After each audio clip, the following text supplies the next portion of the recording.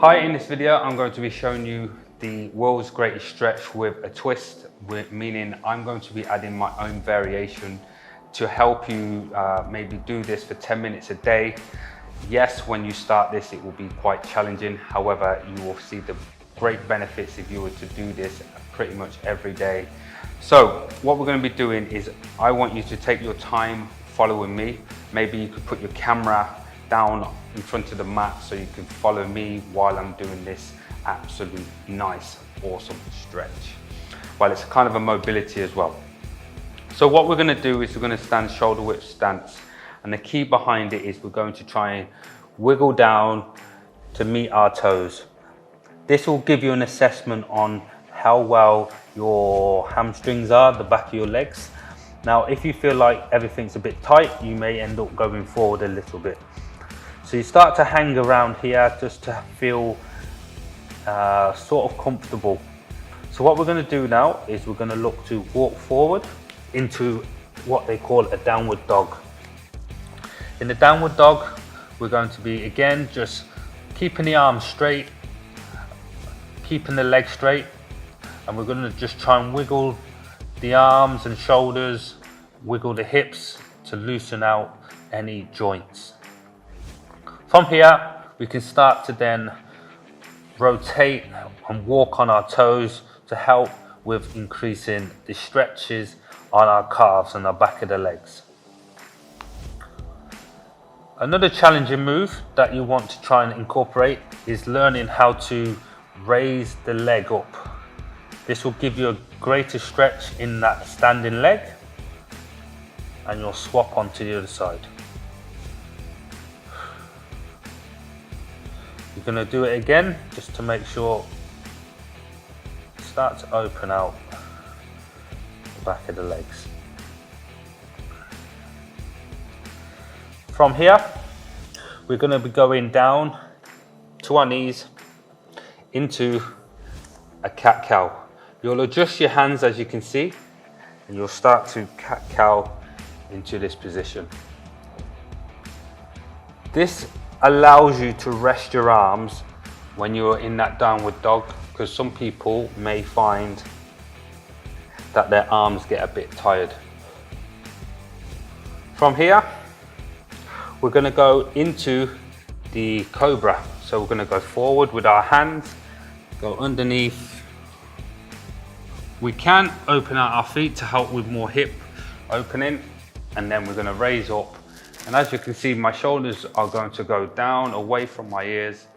I'm going to look to fold my body over while I wiggle my hips.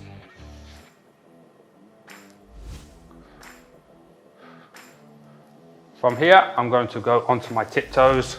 I'm going to lift myself up and back into a downward dog. I bring my hands inside, and then I'm going to step forward. From here, I'm going to use, this is my left foot and this is my left hand. I'm going to rotate and open out. What I'm looking to do is open out my chest to help with the greatest stretch. I place my hand back down, I swap over, and I'm there again. So right foot, right hand, opening, rotating my chest, and there. From here, we're going to be going back down into our cat-cow, just because we want to rest the arms, just to relax the arms so they're not getting fatigued so quickly.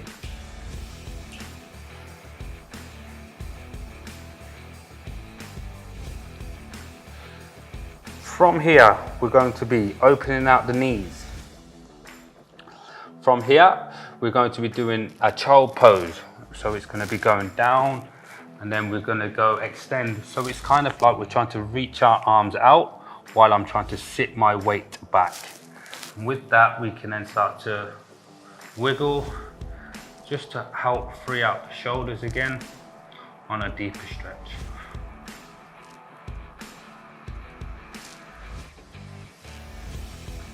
You'll start to be, depending on how you feel, there'll be areas of tightness where you can play around with the area. From here, we're going to come down to the elbows. Then we're going to be opening out the knees a little bit more. And as you can see, my feet are going to turn out, and now I'm going to be into a frog stance. From here, I'm going to start making circles with the hips. Try not to lean too far forward, but more shove your hips back or gently move your hips backwards. So you can rotate in circles one way, and then you can rotate in circles to the other. You'll start to feel that your hips will be more freer as you do this, and some areas may be slightly tight. If you want to be challenging your frog stance, you can then start to extend your arms in front of you to help with a deeper stretch. From here, what we're going to do now is we're going to go back into the cobra. So we're going to be toes in, knees in, hands, hands, and drop. And what we're going to do here in the cobra is we're going to be alternating our legs to raise up. It's important that our elbows try not to bend as we do this, because this will stabilize that we're not going to be leaning forward.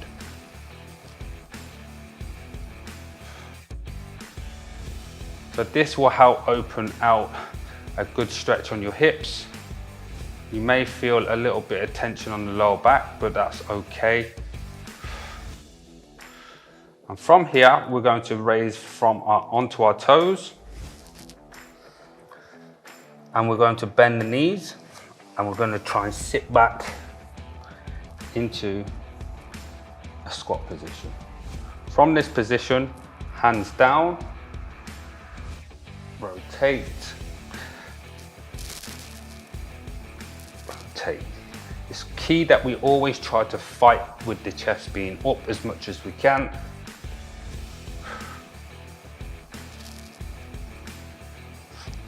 I will do this 3 rounds, 3 times each side.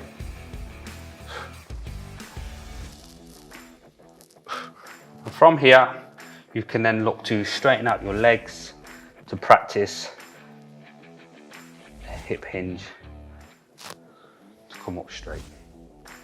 And that is how you perform the world's greatest stretch with a twist. Hope you enjoyed that. Give that a go, and my recommendation is maybe do that 1 or 2 times in a flow sequence, and I'm sure you will see huge benefits across the weeks and months.